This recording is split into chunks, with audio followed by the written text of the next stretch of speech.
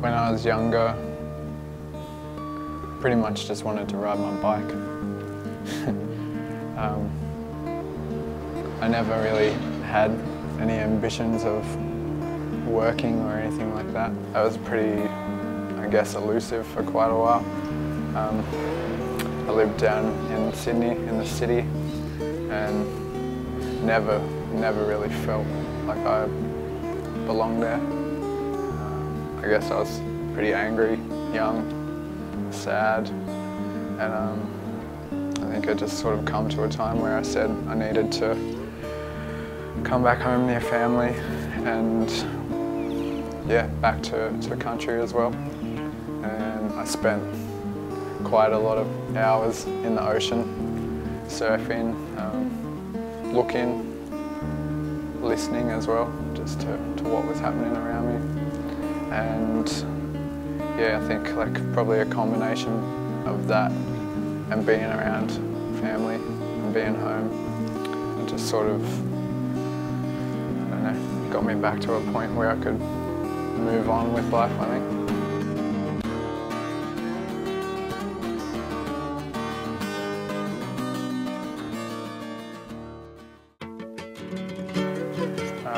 Gudjiyigu, Minyang Nurawubalan.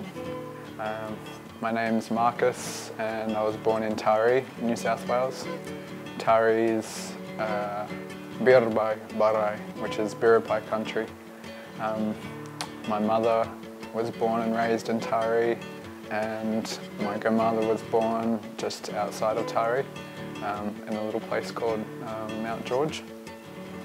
And yeah, we're proud Biripi people.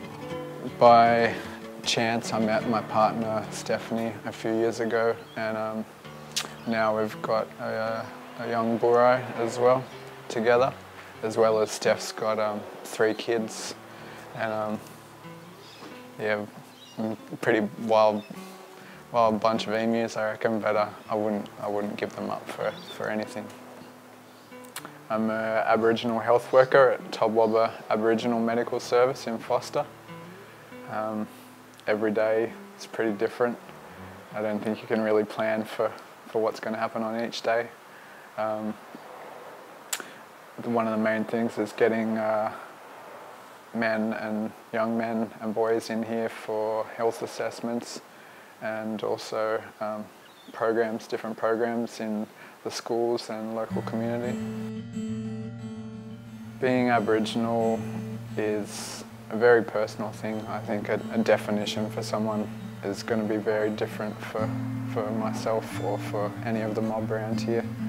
I think connection to family, your mob and country is, that's how I would deem it.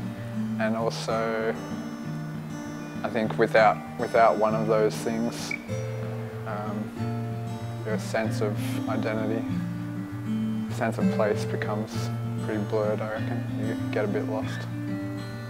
The things that bring me the most joy in my life are family, culture and surfing. All 3 are constant learning processes. They keep me pretty balanced, and they're all pretty intimately connected as well. We're pretty lucky in the area that we live in. There's lots of good waves. For the most part, they're pretty uncrowded. I've shared waves with dolphins, paddled with sea turtles, and had whales breach, like, I guess well within a comfort zone.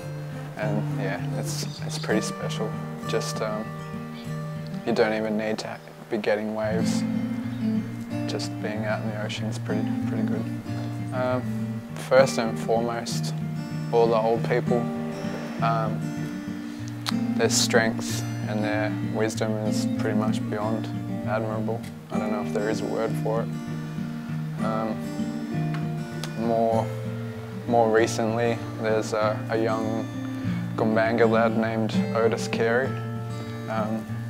He had a pretty unfortunate article written about him in a surfing magazine. And yeah, Otis responded appropriately. I think he's stood up for himself, his family, and probably Aboriginal people collectively as well. And I've never met the brother, but I'm real proud of him for doing what he's doing. My dreams are pretty basic. I just want to have a simple life with my family, and maybe if there's some waves along the way, that'll be pretty good. Words of advice for young fellas. A friend of mine gave me this old t-shirt. It was a Rip Curl t-shirt a few years ago, and it was printed in like a campaign where they were supporting Aboriginal surfing and land rights at the time as well. And the slogan on it says, it's surf rights, surf lefts, just surf. And I think that's pretty wise. A